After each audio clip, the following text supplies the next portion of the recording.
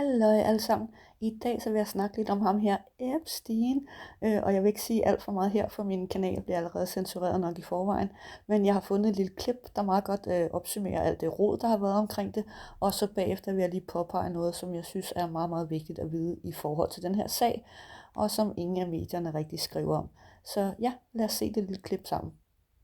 All right, so the Epstein files situation just keeps getting so much worse. I don't think I've ever seen this much blatant gaslighting and lying. I mean, it's basically impossible to ignore it at this point, even for Trump's biggest supporters. It's also getting increasingly more difficult for people to explain this in a way where it doesn't look like the government is trying to cover up a child trafficking operation. That's why the only thing they can really do at this point is convince people to stop talking about it, because there's no way to explain this and not make the administration look absolutely terrible. You know, they completely botched this thing so badly. I mean, first they claimed there was a list which needed to be exposed and everybody needed to be held accountable, and they would be the ones to do it. So they pretended to give it out, but then they admitted they rickrolled us, and they got a ton of backlash. So then they said they received a truckload of documents and videos that they were going through. But then once they went through that, it turns out there's no evidence of anybody being involved in Epstein's operation. There's no client list. And then they got a ton of backlash from that. So they said there actually was a client list. They didn't want to release it though, because it was created by Hillary Clinton and Barack Obama. So first there's a list, then there's no list. Now there's a list again, but it's fake. So it's like they're not even trying at this point. I mean, this is the most desperate and pathetic attempt at a cover-up ever. And then just recently, a reporter asked Trump if his attorney general saw his name in the Epstein files, which is a great question, and Trump's response is hilarious.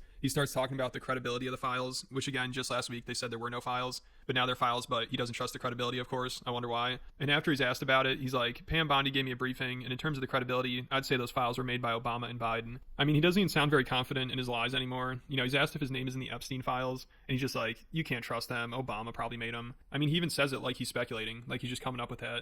I mean, he might as well just be like, yeah, she saw my name in there, but odds are Obama probably put it in there. And then he was asked about it another time, and he's like, I don't know why anyone cares. You know, the credible information's out there. It's been given. It's also so boring, and only bad people in the fake news care about keeping the story going. And he's saying all this while standing next to Jeffrey Epstein's former neighbor and business associate. And the guy's laughing while Trump is talking about this. So it's completely ridiculous. And the 180 that Trump and his administration did is also insane. You know, they're trying to gaslight everyone like we're all just NPCs. I mean, Dan Bongino, Trump's deputy director of the FBI, used to tell people there's way more to the Epstein story and we should continue talking about it because the government is trying to cover it up. But now Trump and Dan are saying it's boring, people need to move on from it, and they're helping cover it up. So the fact that they expect us to just accept this and move on like nothing happened is insulting to everyone's intelligence. Why do you think your supporters in particular have been so interested in the Epstein story and so upset about how it's been handled? I don't understand it. Why they would be so interested. He's dead for a long time. He was never a big factor in terms of life. I don't understand what the interest or what the fascination and the credible information's been given, but I don't understand why the Jeffrey Epstein case would be of interest to anybody. It's pretty boring stuff. It's sordid, but it's boring, and I don't understand why it keeps going. I think, well, really only pretty bad people, including fake news, want to keep something like that going. But asking a question on Epstein at a time like this with what happened in Texas, it just seems like a desecration. Dismissing me out of hand by attacking my motive is not going to work. And telling me that my question is an insult to the children who died in Texas in a flood is an outrageous response. You get the middle finger in the face from me for doing this. It's not just like you're covering up criminal activity. You're covering up the systemic rape and torture of children. That's too evil, man. Puha for pokker, man bliver helt rundtosset af den her omgang, og jeg er helt enig med både Tucker og ham den anden. Jeg er også meget, meget pissed. Man kan altså ikke dække over sådan noget her. Det er simpelthen for langt ude. Men den her video skal egentlig ikke handle så meget om det her drama, og du må også gerne sidde derude og stadigvæk holde med Trump og alt muligt. Det er helt op til dig. Det er ikke det, som jeg vil blande mig i.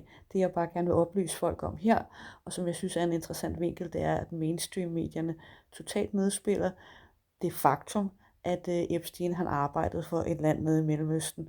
Så jeg synes bare, at jeg lige vil dele nogle informationer om, både en artikel, hvor I kan læse om det her, en, der har lavet en undersøgelse, hvor han har siddet og kigget en masse artikler igennem, og fundet ud af, hvor meget de simpelthen nedspiller det her.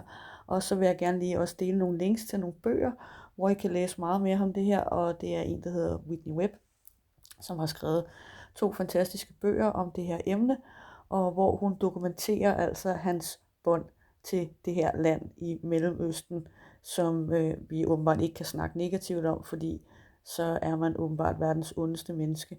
Og ja, de her bøger, de kommer her, og jeg har også fundet en gratis udgave, så jeg har linket til i informationsboksen nedenunder. Så ja, det var egentlig bare det, jeg ville dele med den her video. En lidt anden vinkel, og i hvert fald noget, som du ikke kommer til at høre fra danske medier, så derfor vil jeg lige få smidt den op, så den måske kan figurere et eller andet sted på Google, men ja, det kommer den nok ikke til at gøre, selvom der er mange mennesker, der er meget interesserede i det her emne.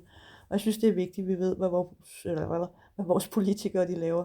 Selvom det er helt over i USA, så er det her altså også noget, som trækker trådet helt til Danmark. Så jeg synes, det er meget vigtigt, at vi alle sammen ved lidt mere om det her, og hvem det egentlig var, at ham her han arbejdede for, fordi det er noget, der har indflydelse på storpolitik næsten alle vejen i Vesten. Så ja, det var bare det, jeg vil sige. Pas godt på hinanden derude. Hej.